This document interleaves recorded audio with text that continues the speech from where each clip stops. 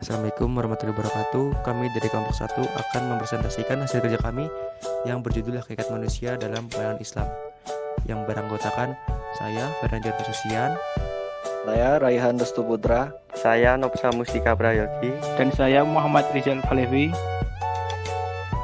1. Kajian tentang hakikat manusia. Manusia adalah keyword yang harus dipahami terlebih dahulu bila kita ingin memahami pendidikan. Untuk itu perlu kiranya melihat secara lebih rinci tentang beberapa pandangan mengenai hakikat manusia. 1. Pandangan psikoanalitik. Dalam pandangan psikoanalitik diyakini bahwa hakikatnya manusia digerakkan oleh dorongan-dorongan dari dalam dirinya yang bersifat instinktif. 2. Pandangan humanistik. Para humanis menyatakan bahwa memiliki dorongan-dorongan dari dalam dirinya yang mengarahkan dirinya mencapai tujuan yang positif. 3. Pandangan Martin Buber. Martin Buber mengatakan bahwa pada hakikatnya manusia tidak bisa disebut ini atau itu. Menurutnya manusia adalah sebuah eksistensi dan keberadaan yang memiliki potensi namun dibatasi oleh kesemestaan alam. 4. Pandangan behavioristik. Pada dasarnya kelompok behavioristik menganggap manusia sebagai makhluk yang reaktif dan tingkah lakunya dikendalikan oleh faktor-faktor dari luar dirinya, yaitu lingkungan. 2. Asal-usul kejadian manusia.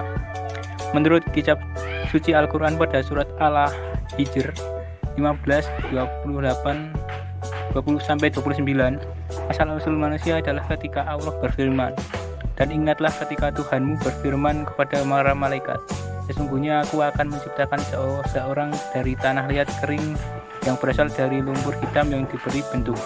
Maka apabila aku telah menyempurnakan kejadiannya dan telah meniupkan ke dalamnya ruh ciptaanku, maka tunduklah kamu kepadanya dengan bersujud." Ada beberapa tahapan kejadian manusia, diantaranya adalah 1. Proses kejadian manusia pertama, Adam. 2. Dalam Al-Quran sudah dijelaskan bahwa Adam diciptakan oleh Allah oleh tanah yang kering kemudian dibentuk yang sebaik-baiknya. Setelah sempurna maka Allah meniupkan ruh kepadanya, maka dia menjadi hidup. 3. Proses kejadian manusia kedua, Siti Hawa.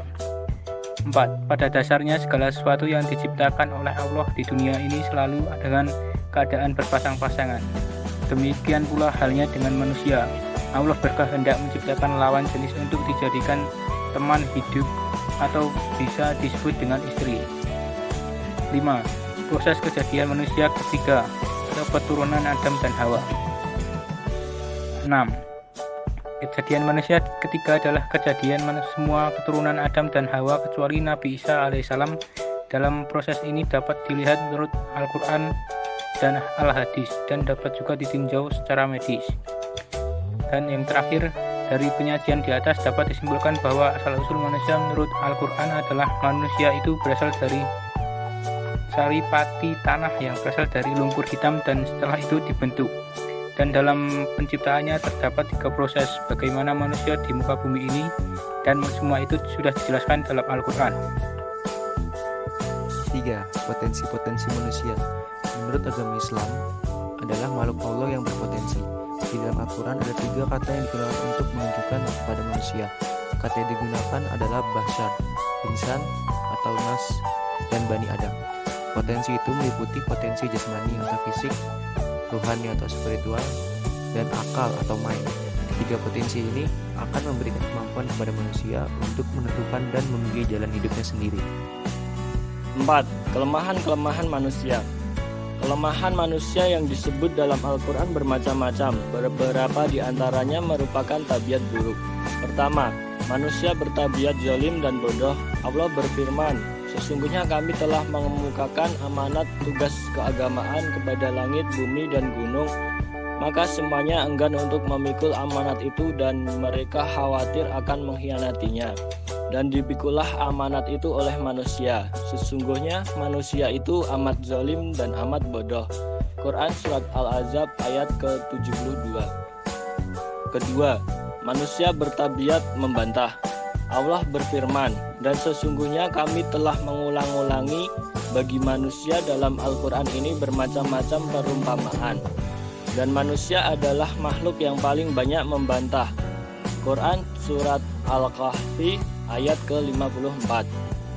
Yang ketiga, manusia bertabiat tergesa-gesa. Dan manusia itu berdoa untuk kejahatan sebagaimana dia berdoa untuk kebaikan. Dan adalah manusia itu cenderung tergesa-gesa. Quran Surat Al-Isra ayat ke-11. Keempat, manusia bertabiat melampaui batas.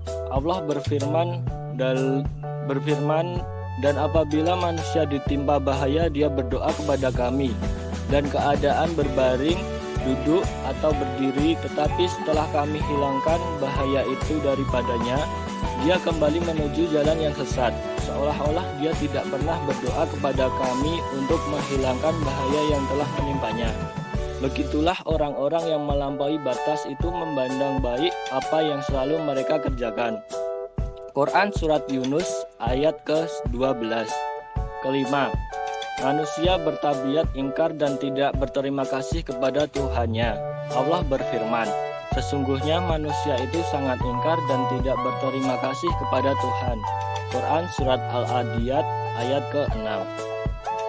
Keenam, manusia bertabiat keluh kesah dan kikir. Allah berfirman, sesungguhnya manusia itu diciptakan bertabiat keluh kesah lagi kikir. Apabila dia ditimpa kesusahan, dia berkeluh kesah, dan apabila dia mendapat kebaikan, dia amat kikir. Quran Surat Al-Ma'arij ayat ke-19 sampai 21. Kedelapan, manusia bertabiat susah payah. Allah berfirman, sesungguhnya Kami telah menciptakan manusia berada dalam susah payah. Quran Surat Al-Balad ayat ke-4. 5. Sifat-sifat manusia. Ada banyak sifat manusia yang digambarkan dalam Al-Quran. Penggambaran sifat-sifat ini akan membantu kita untuk lebih introspeksi diri sehingga menjadi manusia yang diciptakan Allah SWT. Seperti apa sifat-sifat manusia tersebut? Pertama, manusia itu lemah. Allah hendak memberikan keringanan kepada manusia dijadikan bersifat lemah. Quran An-Nisa ayat 28. Kedua, manusia itu gampang diperdaya. Hai manusia, apakah yang telah memperdayakan kamu berbuat durhaka terhadap Tuhanmu yang Maha Pemurah? Quran Al-Iftihar ayat 6. Ketiga, manusia itu lalai, bermegah-megahan telah melalaikan kamu. Quran At-Takasur ayat 1. Keempat, manusia itu penakut, dan sungguh akan Kami berikan cobaan kepadamu dengan sedikit ketakutan, kelaparan, kekurangan harta, jiwa, dan buah-buahan, dan berikan berita gembira kepada orang-orang yang bersabar. Quran Al-Baqarah ayat 155. Kelima, manusia itu bersih hati.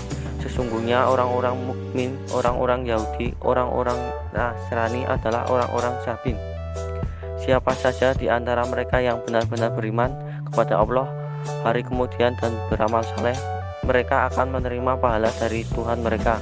Tidak ada kekhawatiran kepada mereka, dan tidak pula mereka bersedih hati. Quran Al-Baqarah ayat 62. 6. Kelebihan manusia atas makhluk lain. Dibanding makhluk lainnya, manusia mempunyai kelebihan-kelebihan. Kelebihan-kelebihan itu membedakan manusia dengan makhluk lainnya. Kelebihan manusia adalah kemampuan untuk bergerak dalam ruang yang bagaimanapun, baik di darat, di laut, maupun di udara. Sedangkan binatang bergerak di ruang yang terbatas. Walaupun ada binatang yang bergerak di darat dan di laut, namun tetap saja mempunyai keterbatasan dan tidak bisa melampaui manusia. Mengenai kelebihan manusia atas makhluk lain dijelaskan surat Al-Isra ayat 70. Kedua, di samping itu manusia diberi akal dan hati, sehingga dapat memahami ilmu yang diturunkan Allah, berupa Al-Quran menurut sunnah Rasul. Dengan ilmu manusia mampu berbudaya. Allah menciptakan manusia dalam keadaan sebaik-baiknya. Atin, surat 95 ayat 4. Namun demikian, manusia akan tetap bermartabat mulia kalau mereka sebagai khalifah atau makhluk alternatif tetap hidup dengan ajaran Allah.